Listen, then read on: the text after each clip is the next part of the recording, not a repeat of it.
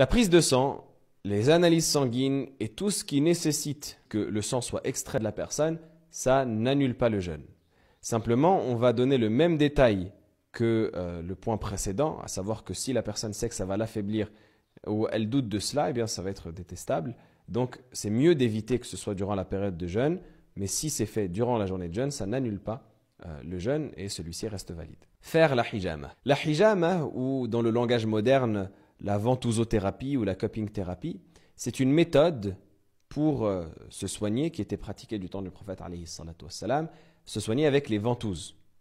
Donc on utilise des ventouses avec lesquelles on aspire la peau et ensuite on pratique des incisions pour ce qui est de la hijama humide, des incisions légères sur l'épiderme pour en extraire le sang des capillaires sanguins. La hijama durant la journée de jeûne n'annule pas le jeûne. La hijama n'annule pas le jeûne. Simplement, on va détailler le jugement en fonction de la situation de la personne qui va faire la hijama. S'il s'agit d'une personne qui sait à coup sûr que lorsqu'elle fait la hijama, elle se sent mal, elle fait des malaises, qui fait que il est nécessaire pour elle de manger ensuite, elle sait que lorsqu'elle va faire la hijama, elle va avoir besoin de manger ensuite pour se remettre debout, eh bien, il va lui être interdit de faire la hijama durant la journée de jeûne.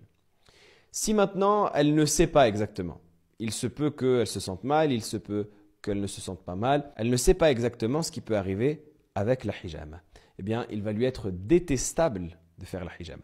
Et si maintenant c'est une personne qui est sûre et certaine qu'il ne va rien lui arriver, elle a fait la hijama plusieurs fois, elle ne s'est jamais sentie mal, etc., eh bien là, il lui est autorisé sans souci, mais en tout cas, la base du jugement est que la hijama n'annule pas le jeûne.